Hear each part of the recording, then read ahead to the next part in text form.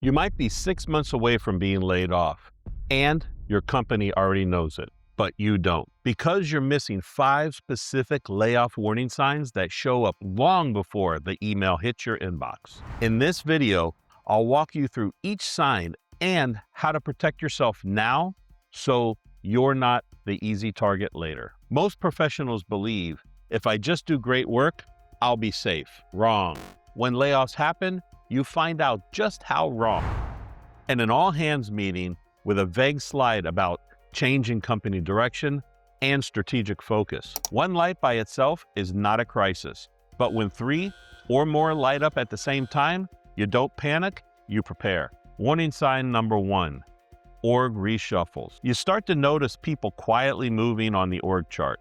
Your teammate suddenly has a temporary dotted line manager. A whole sub-team appears under a new director with a vague title like Strategic Initiatives or Transformation Office. No big all-hands, no town hall, just names moving around. Once a week, take 5 minutes with the org chart and ask 3 questions. Who gained headcount?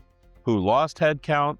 And which layers between frontline and VP just got thinner? Before companies cut roles, they redesign the org to justify the cuts. They collapse layers, merge teams, and quietly park people under leaders who've been told to optimize. The layoff email is just the final step in the decision that started on the org chart. Not every reorg means layoffs.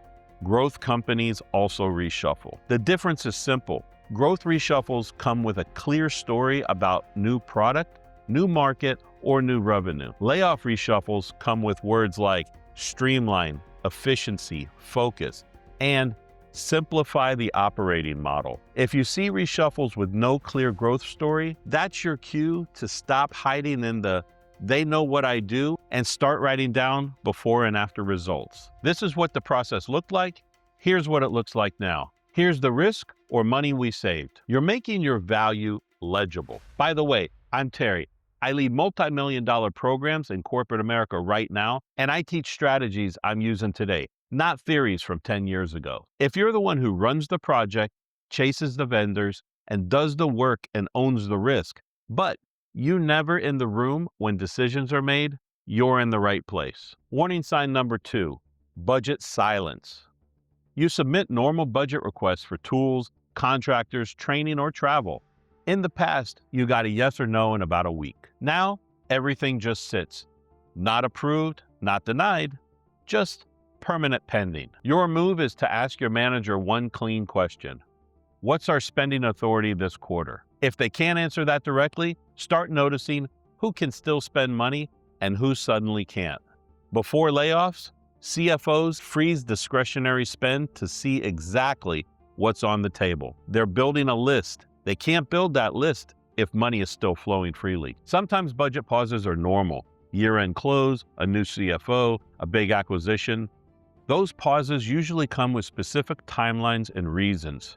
Everything's frozen until April 15th while we close the books. The riskier pauses come with vague answers like, "We're just being careful," or "Leadership is still deciding," with no real timeline. If budget silence lasts more than 60 days, treat it as a yellow light. You don't rage apply tomorrow, but quietly update your resume, clean up your LinkedIn, and start warming up your network instead of waiting until you're in crisis. If you're finding this video helpful, then I'd appreciate you clicking the like button so YouTube shows it to more people who need it. Now, warning sign number 3, strategy whiplash. In January, the push is new markets. By March, it's profitability. By May, it's AI transformation.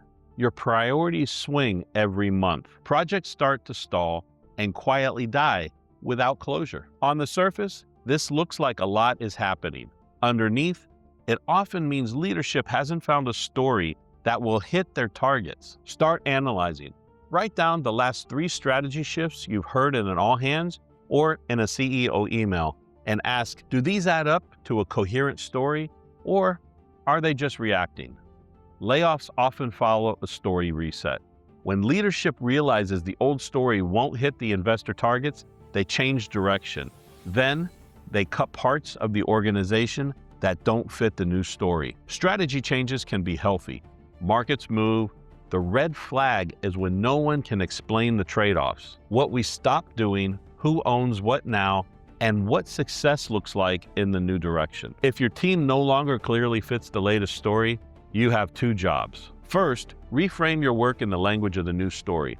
Talk about your work in terms of profitability, risk reduction, or strategic bets, whatever they're obsessed with right now. Second, quietly map where your skills would obviously be valuable if this story doesn't work and they start cutting. Your manager used to meet with you weekly, ask real questions, and know your work. They're in back-to-back leadership meetings every day.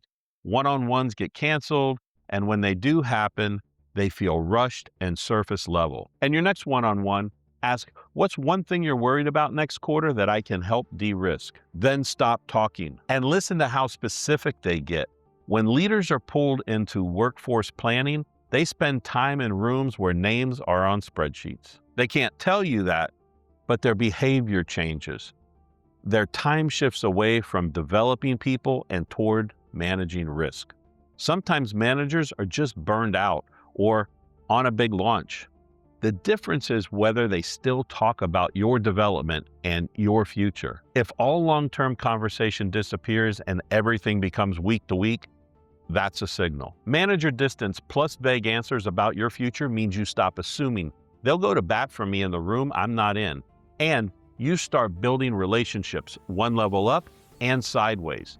Directors, sponsors, and adjacent leaders. Warning sign number 5, talent drain. Solid people start leaving, not the chronic complainers or low performers, the quiet high performers, the people everyone goes to for answers. You see farewell messages from folks you thought were lifers. Every time a strong person leaves, reach out privately and ask, what do you see that made you start looking? You're not digging for gossip. You're listening for patterns, uncertainty, mixed messages, stalled promotions, strange targets, pressure that doesn't fit reality. Top talent often feels the shift earlier because they're closer to senior leaders or to key metrics.